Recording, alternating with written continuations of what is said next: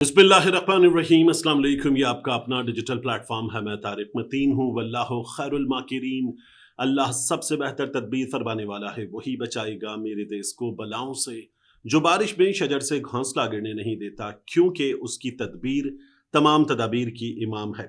सबसे पहले ये अहम तरीन खबर जान लीजिए कि एक बहुत बड़ी शख्सियत जिसके बहुत बड़े मामले का सबको इंतज़ार है, एक्सपेक्टेड है, उस बहुत बड़ी शख्सियत के अस्पताल जाने की इत्तलात आ रही हैं। अस्पताल भी एक इदारे का है, सरकारी या नीम सरकारी अस्पताल उसे कहा जा सकता है।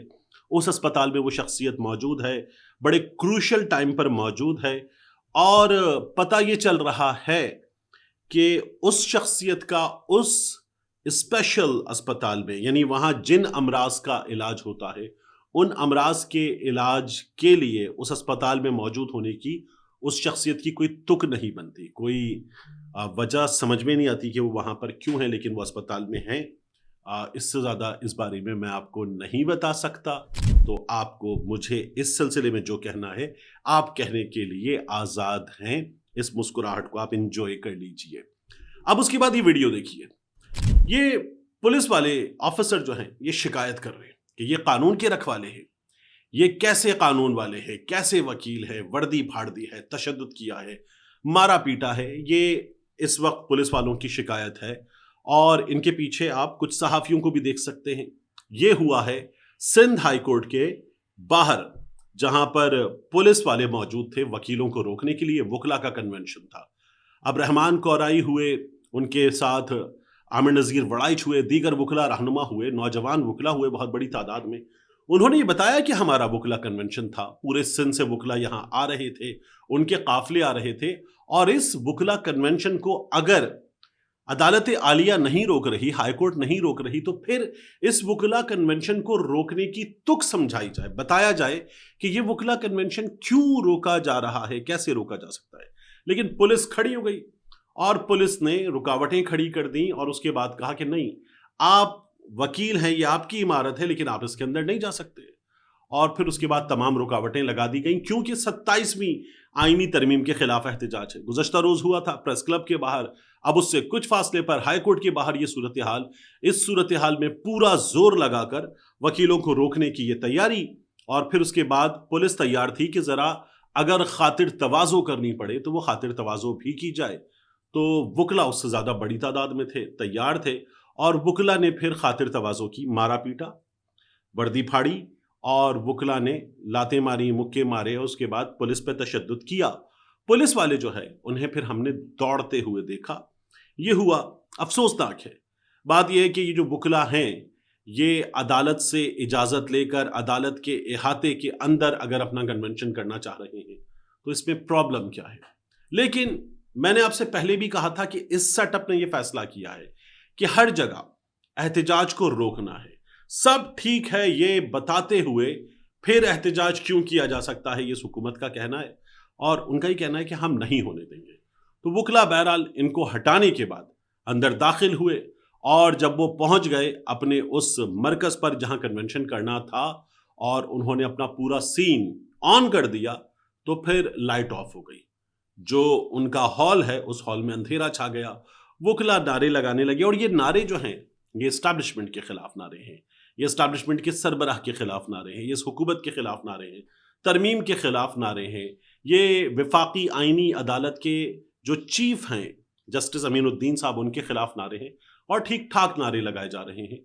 कुछ गिरफ्तारियों की इत्तलात आई थी, लेकिन उनकी तस्दीक नहीं हुई। ये सीन हमारे सामने हो गया कि यहाँ ये नारे लगाए जा रहे हैं, और वकला का ये कन्वेंशन हो जाएगा। इसको शायद हमारी पुलिस पूरा जोर लगाने के बावजूद भी नहीं रोक सकती। हाँ, जिसको रोक सकती है वो कल खानेवाल रोड मुल्तान रोकने की पूरी कोशिश की। सेनेटर मुश्ताक ने सड़क पर एहतजाज करके अपना पैगाम देकर अपना पूरा का पूरा सीन जो था वो उस इकबाल मार्की से बाहर सड़क पे मुंतकिल किया, ज्यादा हाईलाइट हुआ, और वो अपना एहतजाज रिकॉर्ड कराने में, अपना पैगाम देने में कामयाब हो गए। अब वो एक बार फिर अपनी एक और मंजिल की जानिब पहुंचे थे, रस्ते में रोक लिया गया, सेनेटर मुश्ताक की गाड़ी का मुहासरा कर लिया गया। सेनेटर मुश्ताक ने गाड़ी के अंदर बैठकर पैगाम दिया, اور کہا کہ یہ مجھے گرفتار کرنا چاہتے ہیں. میں نے گاڑی لاک کر لی ہے اور اس کے بعد ان کو گرفتار کر لیا گیا.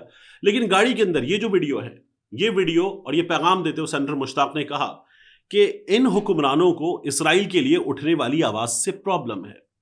تو یہ حکمران جن میں مریم نواز شریف صاحبہ ہوں، شہباز شریف صاحب ہوں یا اسٹیبلشمنٹ ہو، انہوں نے ایک الاقصی، غزہ، فلسطین، ان کے لیے جو کچھ ہونے جا رہا تھا حماس کے خلاف اقوام متحدہ میں، ٹرمپ کا وہ 20 نکاتی پلان، اس پہ ٹھپا لگایا ووٹ دے کر، اور اب یہ اس کا حصہ بننا چاہتے ہیں. ہم یہ نہیں ہونے دیں گے. اور سینیٹر مشتاق یہ بتا رہے تھے کہ وہاں پر وکیلوں پر، ان کے ساتھ آئے وکیلوں پر بھی تشدد کیا جا رہا ہے، مارا پیٹا جا رہا ہے. اور پھر سینیٹر مشتاق کی گرفتاری کی خبر ہمارے سامنے آ گئی. تو جو بتایا گیا ہے کہ احتجاج نہیں کرنے دیا جائے گا، وہ نہیں کرنے دیا جائے گا. ہاں، جہاں اجازت ہے، جیسے کہ میں جماعت اسلامی کے دوستوں پر، اور میرے بڑے اچھے دوست جماعت اسلامی کے اندر موجود ہیں، بڑے اچھے تعلقات ہیں میرے ان سے. خود حافظ نعیم الرحمان صاحب امیر جماعت اسلامی، ان سے میرا بڑا اچھا تعلق ہے. مگر اس کے باوجود بھی مجھے بڑی شکایت ہے کہ جماعت اسلامی بی ٹیم کی طرح کھیلتی ہے. تو جماعت اسلامی جو ہے اس کو پرمیشن ہے. آپ کو یاد ہے اسلام آباد میں پاکستان تحریک انصاف کا جس روز جلسہ تھا، وہ جلسہ وہ نہیں کر پائے تھے. اس روز جماعت اسلامی نے دھرنا دے دیا تھا. کچھ دن دھرنا جاری رہا تھا. جماعت اسلامی اپنے احتجاج کے بندے، مطالبات سب لے کر آ گئی تھی اور اپنا مظاہرہ کر کے جماعت اسلامی کامیابی کے ساتھ چلی گئی تھی. جماعت اسلامی ہر بار یہ کر لیتی ہے. اب کی بار جہاں کسی کو چھوٹے سے ایونٹ کی اجازت نہیں ہے، لاہور میں جو حماد اظہر کے والد کی سیٹ خالی ہونے کے بعد انتخابی مارکا ہے، وہاں اجازت نہیں ہے. لوگ گرفتار کیے جا رہے ہیں، سامان چھینا جا رہا ہے. وہاں جماعت اسلامی مینار پاکستان پر اتنا بڑا ایونٹ 3 روزہ کر رہی ہے، چل رہا ہے، کیونکہ جماعت اسلامی کو پرمیشن دے دی گئی ہے. تو جماعت اسلامی کے لیے پرمیشن ہے. یہ اس سیٹ اپ کا طریقہ ہے.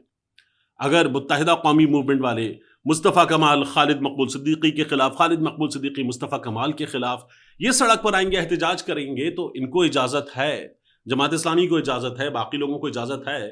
لیکن پاکستان تحریک انصاف والے اگر اپنی مہم چلانا چاہیں گے تو ان کو اجازت نہیں ہے. پنجاب میں آپ دیکھ رہے ہیں، فیصل آباد میں، ان حلقوں میں جہاں پاکستان تحریک انصاف والے بیٹھ گئے کہ ٹھیک ہے، یہ لو، کرو انتخاب تم لوگ اور جیت لو، ہم نے بوائیکاٹ کر دیا. تو وہاں مسلم لیگ نون جلسے کر رہی ہے. ان جلسوں سے امن و امان کی صورتحال کو پرابلم نہیں ہے. لیکن اگر کوئی چھوٹی سی ریلی بھی کرنا چاہے گا تو اس سے پورے ملک کے امن و امان کی صورتحال کو پرابلم ہے. دہشت گردی کے خطرات مسلم لیگ نون کی گیدرنگ کے لیے نہیں ہے، باقیوں کی گیدرنگ کے لیے موجود ہیں. اب مجھے آپ سے بات کرنی ہے مفتی منیب الرحمان صاحب کے معاملے پر. مفتی منیب الرحمان صاحب نے آج روزنامہ دنیا میں کالم لکھا ہے. ان کا کالم ہمیں یہ بتاتا ہے کہ وہ اس وقت جو استعفیٰ دینے والے جج صاحبان ہیں ان سے ناراض ہیں. مفتی صاحب کا کالم کیا کہتا ہے؟ اپنے کالم میں عدلیہ کے عروج و زوال کی کہانی سناتے ہوئے مفتی منیب الرحمان صاحب شروع کرتے ہیں جسٹس منیر احمد سے زوال کے آغاز کی داستان بتاتے ہیں. ایوب خان پہ، یحییٰ خان پہ، ضیاء الحق پہ، مشرف دور پہ، پی سی او ججز پہ مفتی صاحب بات کرتے ہیں. اور مفتی صاحب اس تمام تر صورتحال پہ بات کرتے ہوئے جہاں اس وقت استعفیٰ دینے والے جج صاحبان کو تنقید کا نشانہ بناتے ہیں، وہاں مفتی صاحب مائنس کر دیتے ہیں قاضی فائزی صاحب کو. وہاں مفتی صاحب مائنس کر دیتے ہیں یہ جو اسلام آباد ہائی کورٹ کے ججز کے ساتھ کیا گیا اس کو. وہاں مفتی صاحب مائنس کر دیتے ہیں اسلام آباد ہائی کورٹ میں لائے گئے جسٹس سرفراز ڈھوگر صاحب کو. مفتی صاحب مائنس کر دیتے ہیں جسٹس امین الدین صاحب کو، وفاقی آئینی عدالت کو، جو حکومت نے کیا ہے اس کو. اور مفتی صاحب پھر آ جاتے ہیں جسٹس شوکت صدیقی صاحب پہ. جسٹس شوکت صدیقی صاحب کا وہ کردار جو جوڈیشل کمیشن میں رہا اس کو مفتی صاحب پھر مائنس کر دیتے ہیں. اس کے بعد اطہر من اللہ صاحب پہ آ جاتے ہیں، اطہر من اللہ صاحب پہ تنقید کرتے ہیں مفتی صاحب. اور مفتی صاحب پھر یحییٰ آفریدی صاحب، جو منصور علی شاہ صاحب کے ساتھ ہوا، جو باقی جج صاحبان کے ساتھ ہوا، جس طرح حکومت نے باقاعدہ طور پر عدلیہ کو کنٹرول کیا، مفتی صاحب اس کو مائنس کر جاتے ہیں. کیونکہ مفتی صاحب کو میری رائے میں بہت قابل احترام ہے، پروفیسر، لیکچرر، مفتی، ایک عالم دین، ایک قداور شخصیت، اور تھوڑا بہت مقدمہ تحریک لبیک کے لوگوں کا حکومت پنجاب کے ساتھ لڑنے کی کوشش بھی کی مفتی صاحب نے. لیکن اس کے بعد اب الزام یہ کہ مفتی صاحب حکومت سے مل چکے ہیں، چیزیں ٹھیک ہو چکی ہیں. اور مفتی صاحب جو عمران خان کی حکومت کے دنوں میں رویت ہلال کمیٹی کے عہدے سے ہٹائے گئے تھے، شاید ابھی تک وہ غصہ ہے مفتی صاحب کو کہ جس کی بنا پر مفتی صاحب اس طرف کہیں کوئی آواز بلند کرنے کا معاملہ نہ ہو جائے، اس سے احتراز کرتے ہیں، اور اب کی بار بھی ان کے کالم میں ہمیں یہی نظر آتا ہے۔ مفتی صاحب، آپ صحیح کو صحیح، غلط کو غلط کہنا چاہتے ہیں، آپ عدل کی یہ مثال قائم کرنا چاہتے ہیں، ظلم کے خلاف آواز اٹھانا چاہتے ہیں، تو اس میں یہ صحیح یہ غلط نہیں ہو سکتا۔ اور یہ کام مجھ جیسا چھوٹا سا صحافی کہیں کسی کو سپورٹ کرنے والا کر لے گا تو کر لے گا، لیکن آپ کا مرتبہ مفتی منیب الرحمان صاحب بہت بڑا ہے۔ آپ کو بعض لوگوں نے ابھی مفتی اعظم پاکستان لکھنا پکارنا شروع کر دیا ہے، تو آپ کی حیثیت ہم جیسی تو نہیں، ہم تو آپ جیسے علماء کرام کے مقابلے میں کچھ بھی نہیں ہے۔ مگر مفتی صاحب، اگر آپ اس میں چناؤ کریں گے کہ یہاں بات کرنی ہے اور یہاں بات نہیں کرنی، اس پر بات کرنی اس پر بات نہیں کرنی، قاضی فائز عیسیٰ کو، یحییٰ آفریدی کو، اس حکومت کی چیرہ دستیوں کو ایک سائڈ پہ کروں گا اور اس کے بعد بات کر لوں گا، تو مفتی صاحب پھر ہم جیسے طالب علم آپ سے شکایت ہی کرنے پر مجبور ہوں گے، اور کیا کریں۔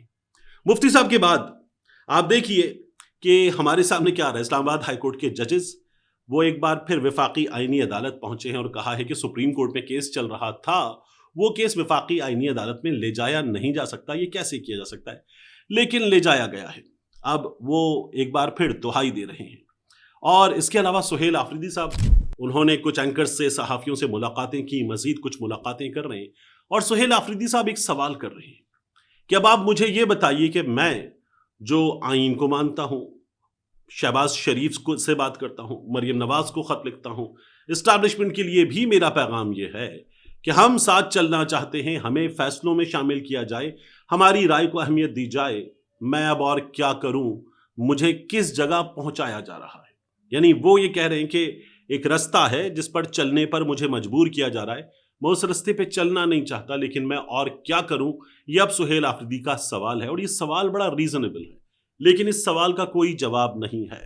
آخری چیز جو جاتے جاتے مجھے آپ کے سامنے رکھنی ہے وہ ہے بلوچستان میں کوسٹ گارڈز کا کام۔ کوسٹ گارڈز کی ایک ویڈیو وائرل ہو رہی ہے، سڑک کنارے وہ تیل اسمگل کرنے والی گاڑیوں کو روک رہے ہیں اور روکتے ہوئے ان سے پیسے یا بھتہ طلب کرتے ہیں، یہ الزام لگ رہا ہے۔ روکنے کے لیے کیا کر رہے ہیں؟ ایک قانون نافذ کرنے والا ادارہ ہے، جن کے پاس بیریئر ہو، تیاری ہو، پکٹ ہو، اور نظر آ رہا ہو کہ وہ گاڑیوں کو روک سکتے ہیں، روک رہے ہیں۔ کوسٹ گارڈز کے اہلکار سڑک کنارے ایک گاڑی کھڑی کر کے وہاں موجود ہیں، ایک بائک کے ساتھ موجود ہیں، اور ہاتھوں میں انہوں نے پتھر اٹھائے ہوئے ہیں، بڑے پتھر، اینٹیں، اور وہ گاڑیوں کو کھینچ کے مارتے ہیں اور اس طرح گاڑیوں کو روکنا چاہ رہے ہیں۔ اس کوشش میں آپ دیکھیے کہ ایک گاڑی وہ کنٹرول لوز کرتی ہے ان کے اس پتھراؤ سے بچنے کے لیے، اور اس کے بعد لہرا کے وہ سڑک سے نیچے کھائی میں گر جاتی ہے۔ ان ڈرائیورز کے ساتھ کیا ہوا، زخمی ہیں، جان سے گئے، کتنا نقصان ہوا، ان کی حالت کیا ہے نہیں معلوم، لیکن اگر یہ قانون نافذ کرنے والے اداروں کا حال ہے تو پھر کوئی ڈکیت، کوئی بھتہ خور وہ کیا کرتا ہوگا سڑک پہ لوگوں کے ساتھ، اس کا اندازہ لگانا کیا مشکل ہے۔ ملتے ہیں انشاءاللہ آپ سے اگلی ویڈیو میں۔